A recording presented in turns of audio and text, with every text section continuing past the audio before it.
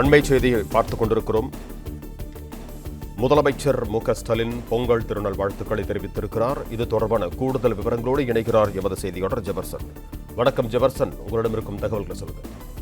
தமிழக முதலமைச்சர் தற்போது அவருடைய கட்சியினருக்கு பொங்கல் வாழ்த்து மற்றும் தமிழக மக்களுக்கு பொங்கல் வாழ்த்து தெரிவித்து கடிதம் ஒன்றை எழுதியிருக்கிறார். அதில் நம் உயிரில் கலந்திருக்கும் தலைவர் கலைஞர் அவர்களின் அன்பு உடன்பிறப்புகளே என்று தொடங்கியிருக்கக்கூடிய இந்த கடிதத்தில் பல்வேறு விஷயங்களை அவர் நினைவு கூர்ந்திருக்கிறார். குறிப்பாக தமிழகத்தில் தமிழகத்தில் திமுக ஆட்சிக்கு வந்த காலத்திலிருந்து என்னென்ன திட்டங்களை கடந்த 5 ஆண்டுகள்ல தமிழக மக்களுக்கு கொண்டு வந்திருக்கிறது என்பது தொடர்பாக அவர் அதில் முழுமையாக விளக்கியிருக்கிறார். அது மட்டுமல்லாமல் பொங்கல் திருநாள் என்பது தமிழர்கள் அனைவருடைய திருநாள். அதில் சாதி பேதம் கிடையாது, மத வேறுபாடுகள் கிடையாது, ஏழை பணக்காரன் என்ற ஏற்றத்தாழ்வு கிடையாது, பெண்கள் ஆண்கள் என்ற பாகுபாடு கிடையாது. எல்லோரும் திருநாளை பொங்கல் என்ற எல்லோரும் கொண்டாடக்கூடிய வகையில் செயல்படக்கூடிய அரசுதான் திராவிட மாடல் ஆட்சி என்று அவர் பெருமிதமாக தெரிவித்திருக்கிறார். கொரோனா 2வது பேரிழையில் கடுமையான தாக்கம் இருந்த போது தொடர்ந்த இந்த ஆட்சியானது தொடர்ந்து அதையெல்லாம் மீண்டு தற்போது பல்வேறு திட்டங்களோடு தற்போது தமிழகத்தில்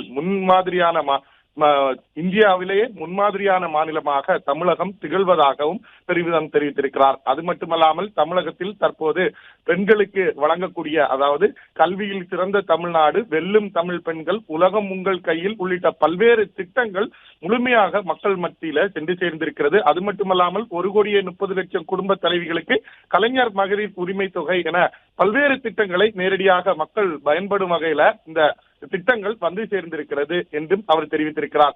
தன்னுடைய கொளத்தூர் தொகுதியில நேரடியாக சென்று அவர் பொங்கல் திருவிழாவை கொண்டாடியதாகவும், இது போன்று தமிழகம் முழுவதும் ஒன்றிய கழக நிர்வாகிகள், மாவட்ட கழக நிர்வாகிகள் என அனைவரும் பொங்கலை கொண்டாடி மக்களுக்கு பரிசுகளை வழங்க உத்தரவிட்டிருப்பதாகவும், அதை போன்று அவர்கள் தொடர்ந்து பரிசுகளை வழங்கி வருவதாகவும் அவர் தெரிவித்திருக்கிறார்.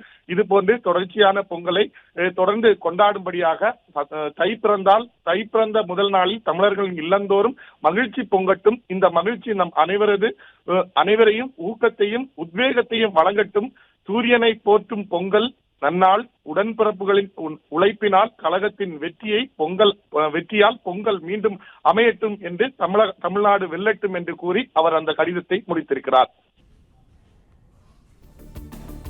பிளே ஸ்டோர் மற்றும் ஆப் ஸ்டோரில் இருந்து பாலிமர் செயலியை QR கோடு மூலம் பதிவிறக்கம் செய்யுங்கள்.